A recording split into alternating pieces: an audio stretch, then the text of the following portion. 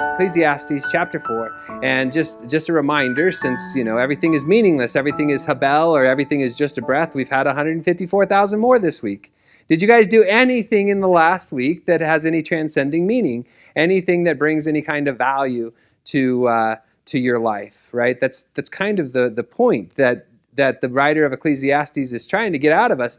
At the end of the day, what is the advantage, what reward, what profit do you get from the toil that you labor under the sun? And under the sun is that perspective. You're looking for something that transcends the sun from only looking at the physical. It's a humanistic approach. And he's given us this idea that, well, life is so frustrating. The best you can do is seize the day. The best you can do is just make the most out of every opportunity, like find satisfaction in your work, because that is a gift from God. And that's the direction he's gone. Because life is hard, just seize the day and make the most out of the opportunities that you have. Maybe then you'll find something that is of gain, something that is of value. But the problem is that ends up being meaningless as well, because as you guys have all just demonstrated, happiness has something to do with the circumstances in our life, right? Like, we are not the architect of our own happiness. We can try to be. We can restructure our life in a way that we hope might bring us joy. But ultimately, we don't live in a bubble. We have to live in the world. And when you live in the world, you interact with people, and you interact with the problems and the sin that's all around us. And that stills our joy, right? That takes away happiness. It's so hard to be happy and full of joy while living under the sun. It's difficult, because in this world we find that the world itself is frustrated. The world itself is longing to be redeemed. In fact, that's what Paul talks about in Romans chapter 8, and when he says that, Romans chapter 8, verses 18 through 21, makes this point really well. And so I wanted to read it. It says this, it says, "I considered that all of our present suffering are not worth comparing with the future glory that's going to be revealed in us.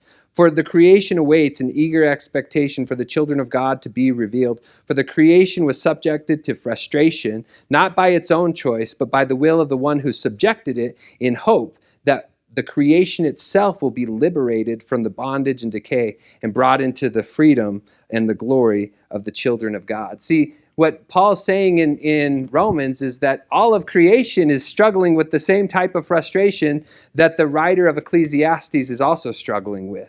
Like, we are hoping that our present sufferings, the problems that we're going through in this life, are not worth comparing to the future glory that's going to be revealed in the future. See, we are a people, according to the writer of Ecclesiastes, that are stuck in time. There's a time to be born and a time to die. Although we're stuck in time, we have eternity written on our hearts. And so we long for something we can't grasp, that eternity. Right? And we're hoping that all the struggles, all the problems, all the oppression that we see in our world will one day be cleansed, the future glory that we look forward to. The earth itself is in frustration, longing for the redemption of the children of God. And that's kind of where we are. We can't be completely happy while living under the sun, because this world has been subjected to frustration. This world is a world that is messed up in such a way that when we encounter the different problems in the world, we are going to find ourselves unhappy at times. We're going to find ourselves frustrated at times. And although we do know what it is that brings us happiness, we still find things that make it hard for us. And so in chapter 4, the teacher, right? Ecclesiastes means one who addresses an assembly. The teacher is going to show 4 things in this chapter that cause him frustration. 4 things that take away happiness, that steal happiness. There's circumstances in life that we have very little control over, or maybe we do. Some of them we do. But there are circumstances that steal that joy, steal that happiness. And what we're going to find, I hope, is that Jesus has a way of restoring that. Jesus has a way of taking what makes us frustrated and providing us with an example of how we can find meaning in that, right? So my first point is that Oppression stands in the way of happiness, yet Jesus comforts the oppressed. Oppression stands in the way of happiness, yet Jesus comforts the oppressed. And let's just look at the first part of Ecclesiastes chapter 4. And he says this, verse 1, "Again, I looked and I saw all the oppression that was taking place under the sun. And I saw the tears of the oppressed, and they had no comfort. Power was on the side of the oppressor, and they had no comfort. And I declared that the dead who are already dead are happier than the living who are still alive. But better than both is the one who has never been born, who has never seen evil that is done under the sun." There's our happiness to pessimism verse, right? He's looking around. Now remember, he's still focused on what we talked about last week in verse 16, that in the place of justice, wickedness was there. It's hard to be happy in a world that is filled with oppression, isn't it? I mean, all you have to do is read the newspaper, turn on the news, and you see oppression. And he's talking about all types of oppression. In fact, that's what he says. You can underline it. He says, I saw all the oppression. All, right? The oppression. There's different types of oppression, of course. There's religious persecution that happens under the sun. There's economic oppression. There is ageism, sexism, racial oppression. We see all of those types of oppression under the sun, do we not? Is it not everywhere? And how can we look at the tears of those who have been oppressed or are oppressed without feeling a little bit of sorrow instead of happiness? How does that happen? We really can't. And notice he's looking at the tears of the oppressed. Because Solomon wrote the book, but he's a king. He's usually definitely not the one who was ever oppressed. Solomon might have been an oppressor, but he was never oppressed himself. He was the king. But when he sees oppression. So I want you to recognize that, because that's important. It is not only difficult enough to have to go through oppression in our life, and sometimes we might go through different types of oppression, but it is equally as hard to watch the tears of somebody who has been oppressed. And that's Solomon's problem. He's not being oppressed himself. He's looking at the tears of those that have been oppressed. That's an effective way of getting somebody's attention, right? Like if you ever sponsored a child from like Compassion International or from World Vision, what do they do to get your heart, to pull at your heartstrings? There's a crying child on the video. Or maybe like if you go look at mercy ships out there, you know, they've got the picture of the girl with the mass on her neck. I mean, a couple months ago, we got that as a refrigerator magnet, and I wondered who would want to put this on their refrigerator?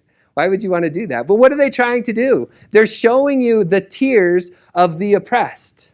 You yourself may not be oppressed, but how in the world can you be happy when you live in a world that is full of oppression? Now, the Bible talks about oppression, and it says it's typically, it characterizes it as if somebody who is in power takes advantage of somebody who is not in power. And so we're going to see a couple verses where that's the case. The first one is in Zechariah chapter 9. And here's what it says. Zechariah chapter 9, or 7, verse 9 through 10, it says this.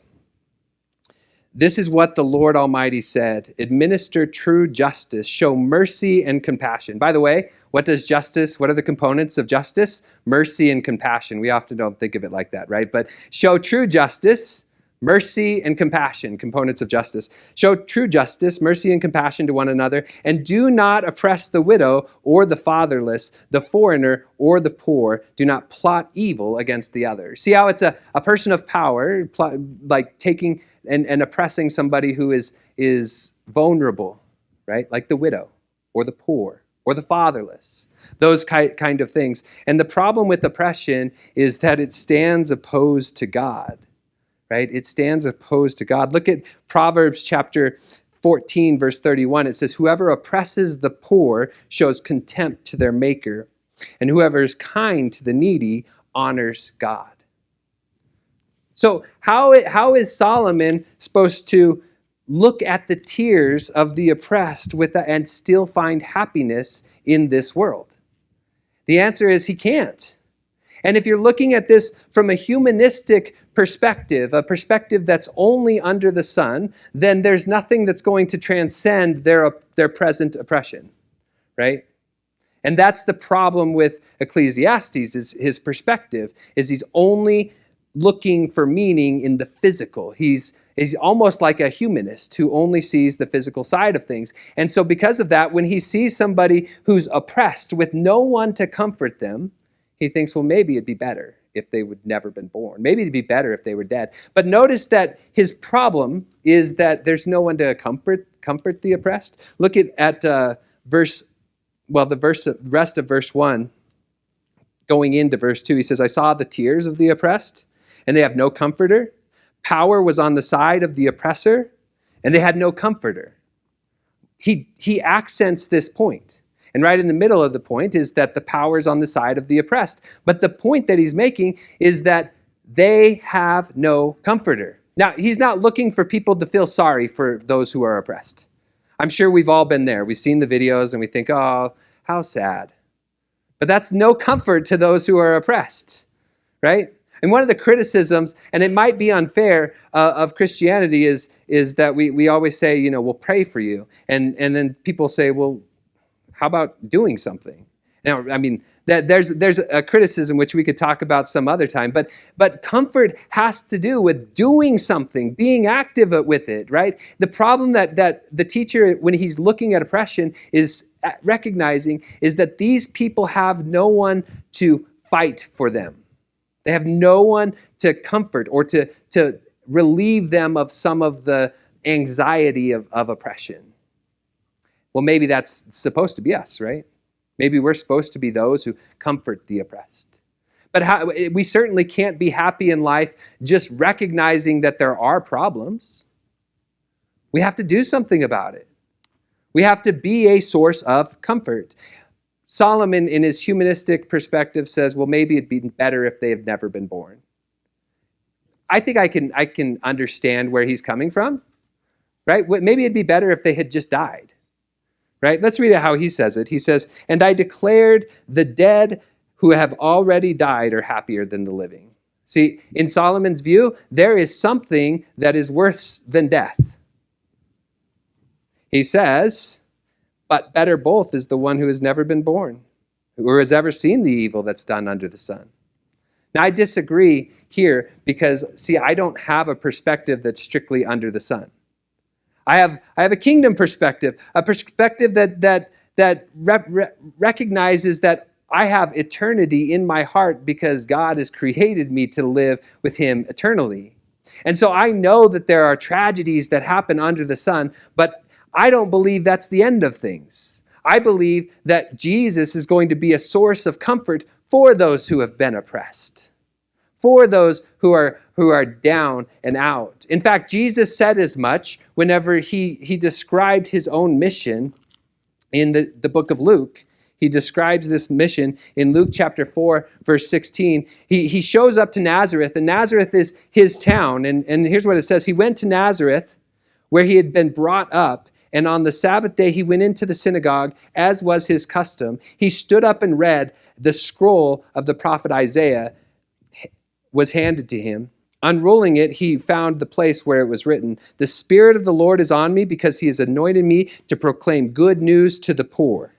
He has sent me to proclaim freedom for the prisoners and recovery of sight for the blind, to set the oppressed free, to proclaim the year of the Lord's favor." And then he rolled up the scroll and gave it back to the attendant and set it down, and the eyes of everyone in the synagogue were fastened on him, and he began by saying to them, "Today this scripture is fulfilled in your hearing." That's Jesus. When he launches his ministry, he's come to bring good news to the poor. I mean, he's come to proclaim the gospel. That's what his mission is, right? To bring about the kingdom on earth, right? But it's described as giving sight to the blind, setting the oppressed free.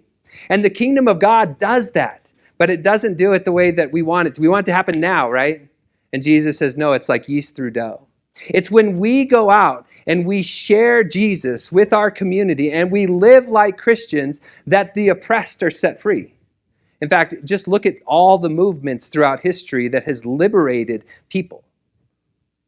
right? That has liberated people. Many of them have come from within the Christian church. People who were trying to display the glory of God to the world around them. They set captives free. So I do think that in this world, when we look at oppression, it steals a little bit of our happiness. But Jesus has come to set the prisoner free. And that should be a source of happiness for us, a source of joy. But it also should be a commission to us. Because, well, part of Solomon's problem, he says it twice, they have no comforter. They have no comforter. And if you don't see that as a commission to you to be a comforter to those who are struggling, read it again. Be the comforter that the teacher is wondering, why don't they have? That's my first point. It's the first thing that gets in the way of oppression. My second point is that envy stands in the way of happiness, yet Jesus shows us the way of love. Envy stands in the way of happiness. So remember I said 4 things, and these things might seem to be unrelated, starting with oppression and then moving on to envy. But look at verse 4 and see what it says. And I saw that all the toil and all the achievement springs of a person's envy of another. This too is meaningless, a chasing of the wind. So he's talking about achievement, and he's saying, I've noticed that all this achievement springs from envy of another person, and this is meaningless. See, when we envy, it steals our happiness. It steals that joy. Now, I don't want it to come off like I am criticizing achievement, because God has created us to be achievers, right? He's created us to do something, and we should aspire to do great things. Like, that's not what I'm trying to criticize, and that's not what Solomon is criticizing either. What he's criticizing is the motivation behind the achievement. What motivates you to be great? What motivates you to excel in life? This is what he says. Achievement springs out of person's envy of another. This too is meaningless. Envy of another. This too is meaningless. You ever let coveting be your reason for achieving something?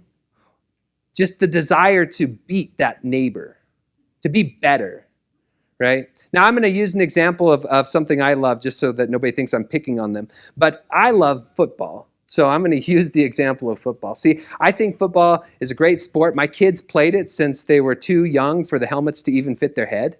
Like, I've got some seriously cute pictures of my kids. Like, they're just so tiny with this giant helmet on their head, and they look like bobblehead dolls running up and down the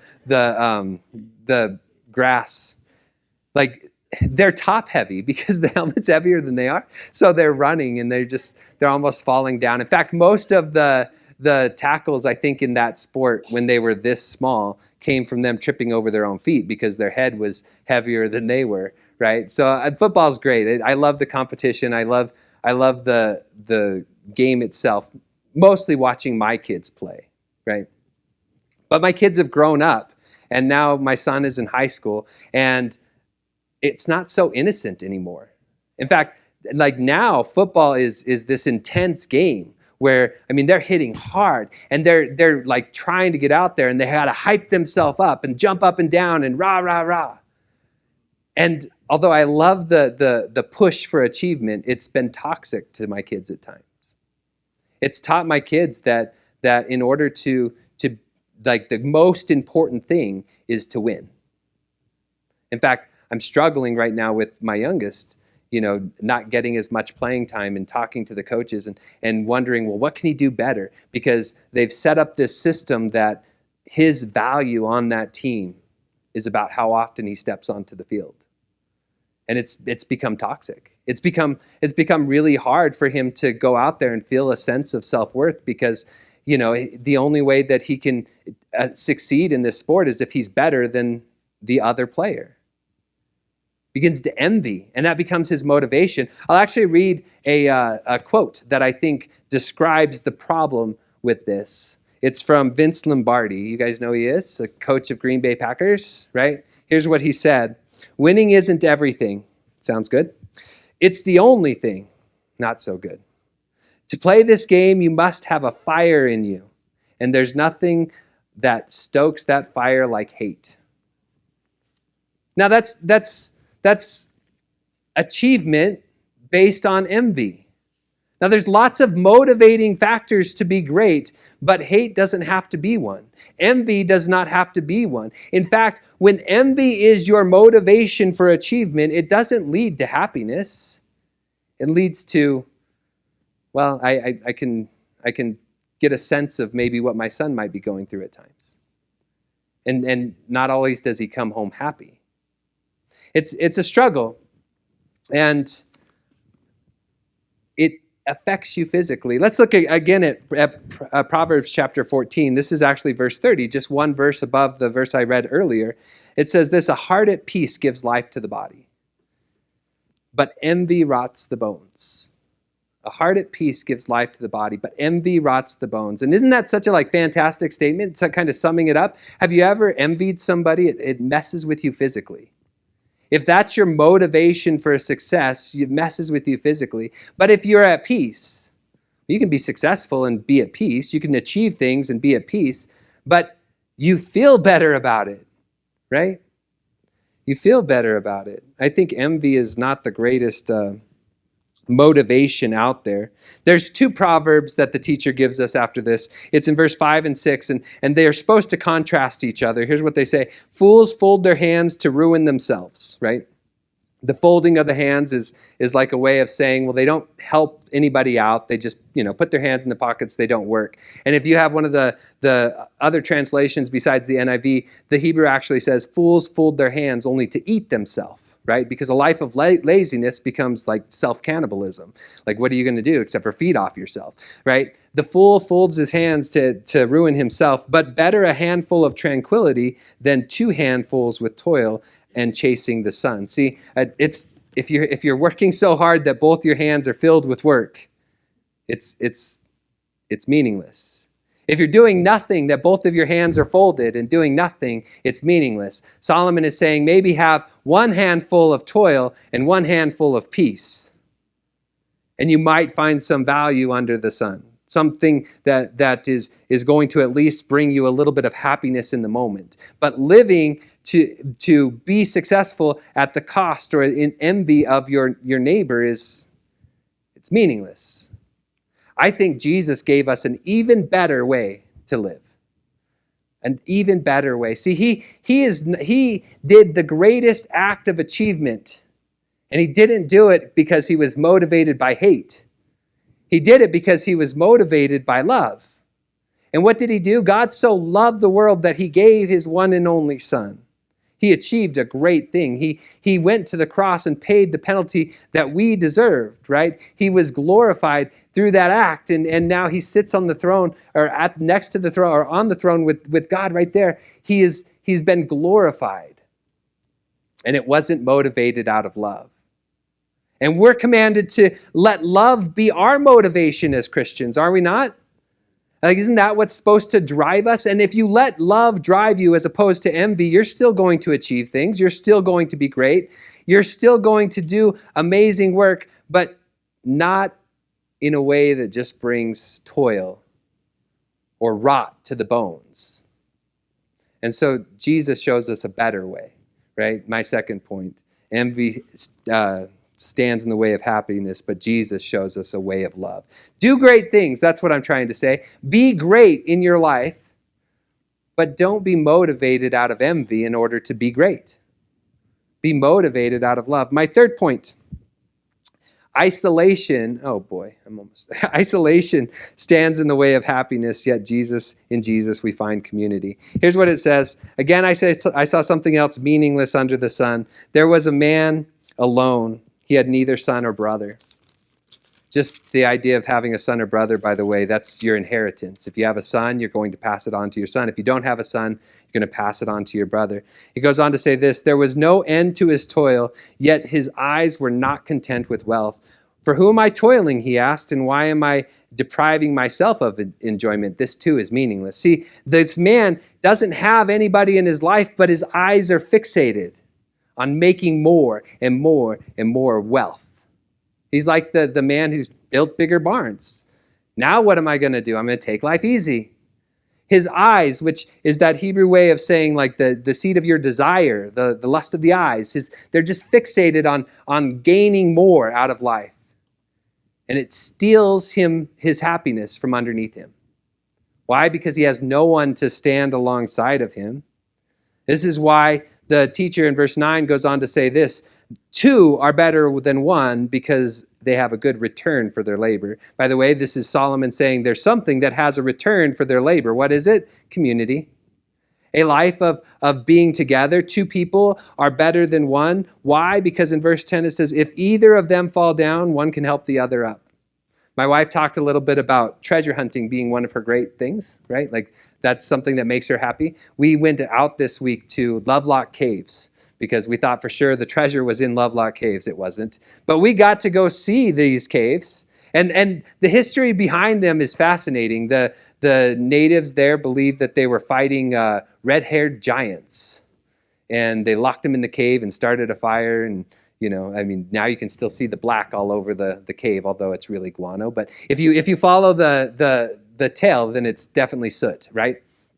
But the history behind them. But every time we would go into this cave, which is 150 feet long and like 40 feet in, and they have a platform. But every time we'd go in there, January would keep turning around and say, don't leave me, don't leave me.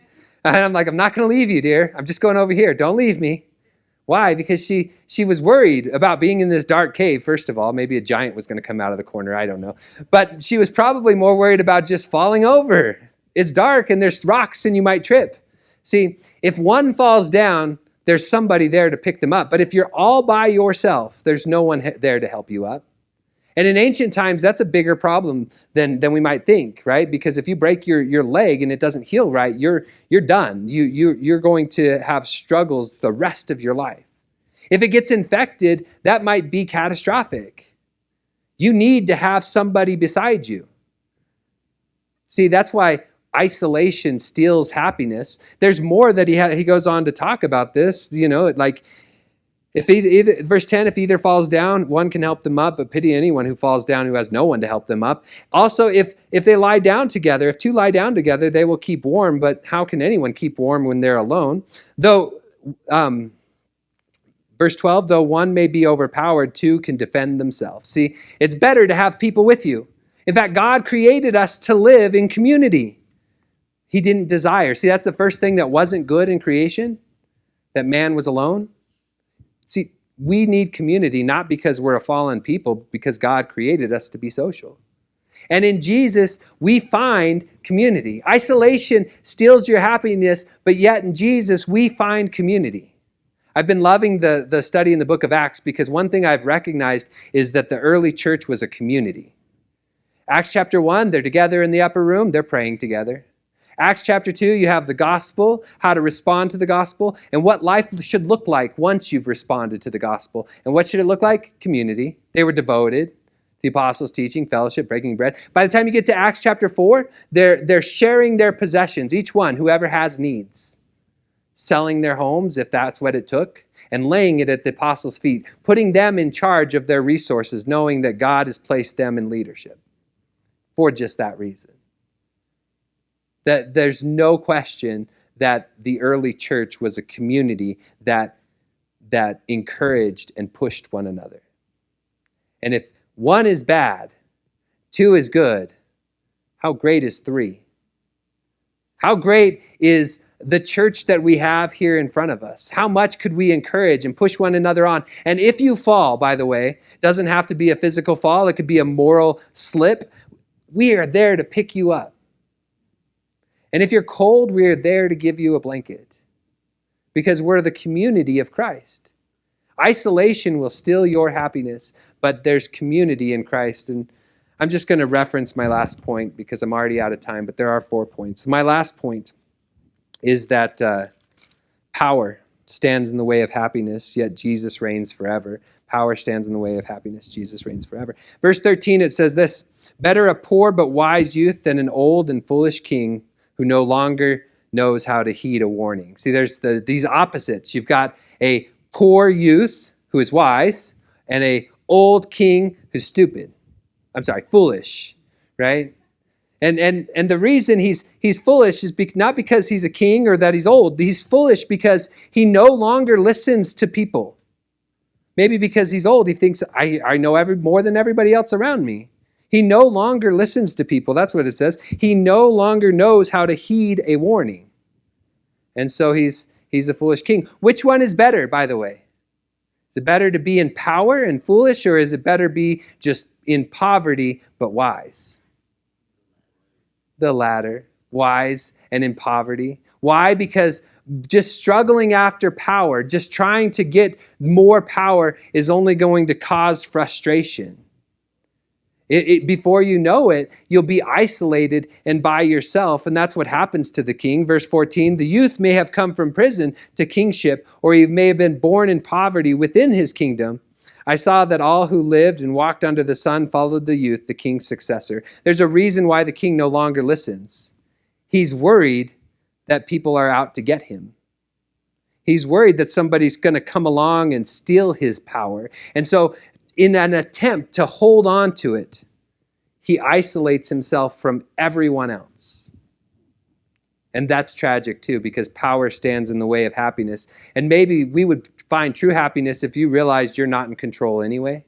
Even the king's heart is in the hand of God. Verse 16, there's no end to these people who were before them. But those who come later were not pleased with the successor. This too is meaningless, a chasing of the wind. It's another cycle of sameness. One person comes into power, and then before you know it, nobody likes him anymore, and another person comes to power. And before you know it, nobody likes him anymore, and another person comes to power. If that's your way of trying to find happiness, is to cling on to power, what you're going to end up doing is cutting yourself off from everybody else because somebody is going to come and take it. There is a way of escape. There is a way of happiness in that. It's by letting Jesus be your king and not trying to rule and reign over everything. Jesus is the king who brings true happiness. And that's all my points. Ecclesiastes chapter 4. 4 things stand in the way of happiness: oppression, isolation, envy, and power. If that's the things that you're going after in life, you're not going to find happiness. If you're able to witness oppression and do nothing about it, you won't find happiness. But if you pursue Jesus, he's come to set the oppressed free. He's shown us a way of love.